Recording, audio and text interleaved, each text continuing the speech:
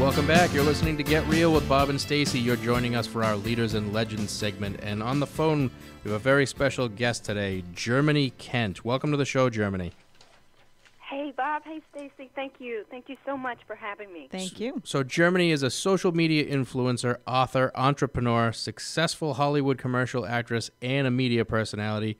You also are an expert on crafting an authentic, dynamic, personal brand. So why don't we talk a little bit about your most recent book? You are what you tweet. Yes, and in your book, Yeah. in your book, You Are What You Tweet.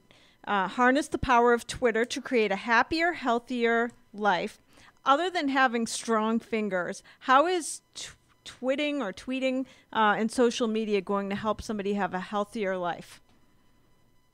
You know, one of the things that I always tell people is you have to kind of get unstuck where you are. And one of the ways to do that is through literature and actually cleansing out what's inside. And so when you go onto Twitter, it's your opportunity to share with people things that are educational. I have this thing in the book. It's called the 3 E's. It's when you go on Twitter, it's to educate, entertain, and evoke emotion.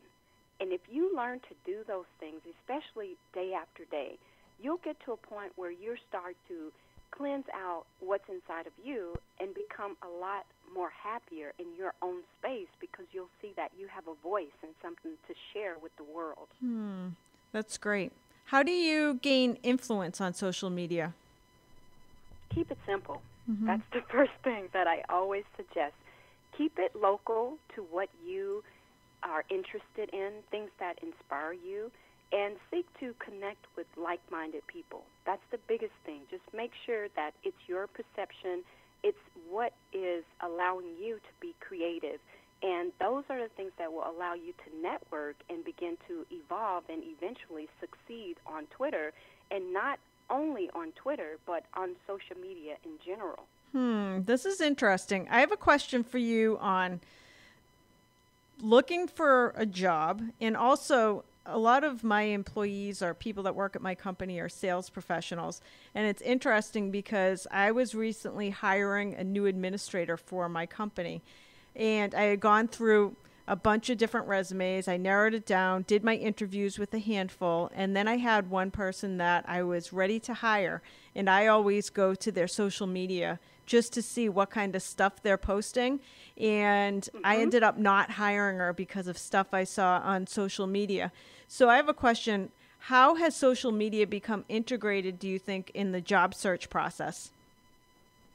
Stacey, you're a smart girl, and one of the things that I advise people on as a past director of human resources for Starwood, before I would hire anyone, I would always go onto their social media profiles to see what they were tweeting about, what they were sharing, because I wanted to know if they would kind of fit in with the culture of our company, because I would think, okay, if they're tweeting these things or saying these things off the job or sometimes at work, because you have to know that if people are sharing information during the day, then they may be on a job as they're doing that.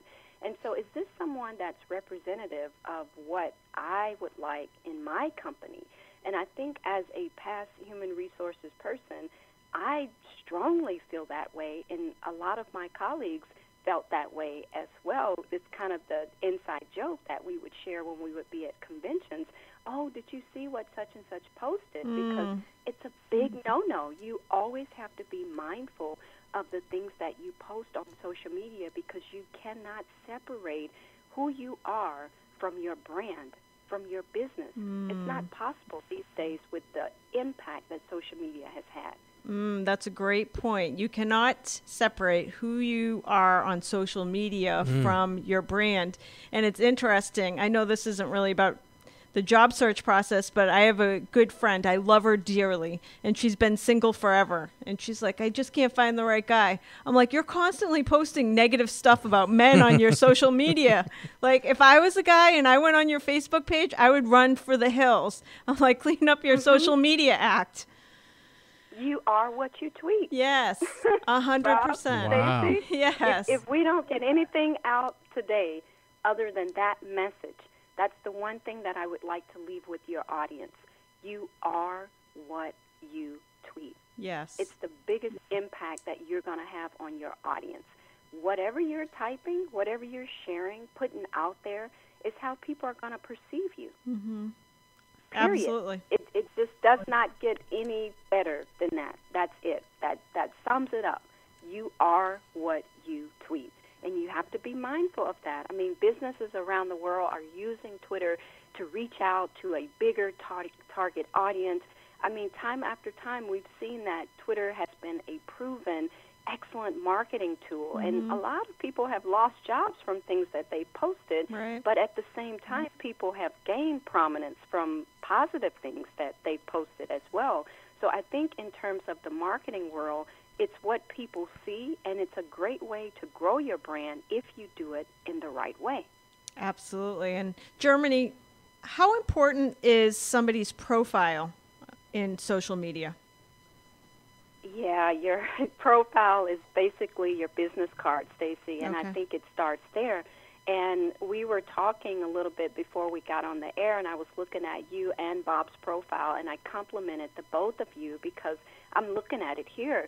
You know, Stacey, let's see. I'm a broker, owner, profitability coach, mom, blogger, runner, workout addict, shoe, author, goofball bat. It just goes on, and it's like et cetera, et cetera, et cetera, because you have those dots there, and you have those beautiful cartoons, and you have the sass and pizzazz with your hand on your hip, with your nice, sophisticated sheath dress on. I just love it. It just says so much. When you go to that profile, you see a business person, but you also see that I can be fun and relax, and I can be cool at the same time. And likewise with Bob, I complimented Bob on being a newscaster because his picture says it all. He doesn't have a banner. It's just a solid blue. It's that bookable blue that I like to call Bookable, it. I like in the it. entertainment industry, blue sells. But I just love it because it's very professional. It's sleek, it's classy, and it says CEO of Ross Mortgage Company, host of Real Estate Matters talk radio show, aspiring writer, avid reader, entrepreneur, and an athlete in the making. Your Twitter bio is essential for being on social media, for networking with people. When they go to your bio, people will be able to understand right away what your interests are, and also they'll know if you're someone that they want to connect with right away, just by those words that you have written in that 160-word area. Tell us on social media. I know, for example, I don't know which one is bigger now, Facebook or Twitter. I use both of them. I actually use LinkedIn now as well for blogging, etc. And I know originally on Facebook, they used to say, for example, you shouldn't be out. If you get a photo, if somebody takes a photo of you, don't have alcohol in your hand, things like that. Although sometimes that's impossible to take a picture of me without a glass of wine in my hand. But so there's definitely some on social media. What are some things that we should absolutely never do on social media? Oh. The first thing that you should never do is underestimate the power that this is a world communication network. I think that's the very first thing that you have to understand, that it's an Uber-sized platform for media, and whatever you put out there is your image, and everything is happening in real time. You know, these are real stories and news and rumors and ideas, and they all spread like wildfire. And if you are standing with alcohol or you're promoting something at an event that you really shouldn't be a part of, it's going to be that much more advertised that you're in the wrong place at the wrong time, and it's not going to speak very good to your credibility as a professional. How much time do you think people... Let me just add this real quick.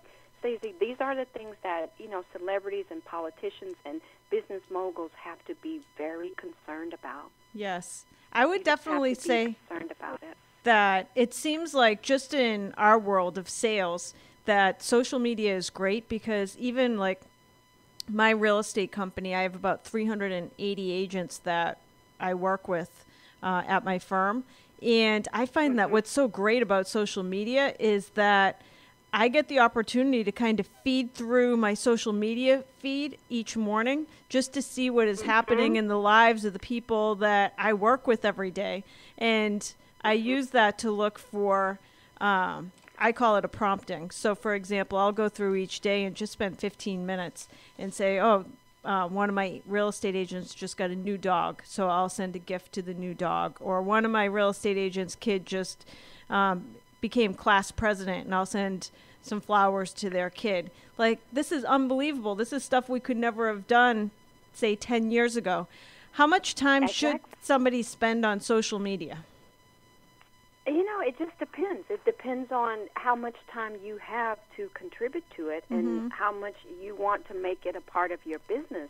If you have a business that has a platform that has social media built into it, then you're going to be spending hours a day just boosting your social media. And it's nothing wrong with that. But I totally disagree with people who are on a job. And I just have to say this because I've spent a lot of time in human resources. And it was such a growing problem that people did not realize that you're supposed to be working on the clock, and you're not supposed to be tweeting or Facebooking or, you know, whatever the platform is. You cannot do that on the company's dime. And I think a lot of people just have to realize that technology is good, but it can also be bad for business. And you just have to understand that when you're working in a situation where you have to promote effectiveness, it's not going to be effective for you if you're doing things that are harmful to the company. So that's a big thing, that if you're not working in a company that's supporting technology, let's just say if you're not working for a GoDaddy or a Google, then you shouldn't be on the computer on that social media all day on your job. But some of those companies do promote it, and it's okay. So it's kind of hard to say how many hours or how much time you should spend, but I will say just use precaution. And if it's not a part of your content marketing solution where you're getting paid to do that, really use precaution, because you may not be getting paid at all, meaning you're going to be getting a pink slip. Right. But on the reverse side of that, for a company that's in sales, like we get, for example, in my real estate company, I have potentially 380 people in my workforce that are now unpaid ambassadors on social media, further growing my brand.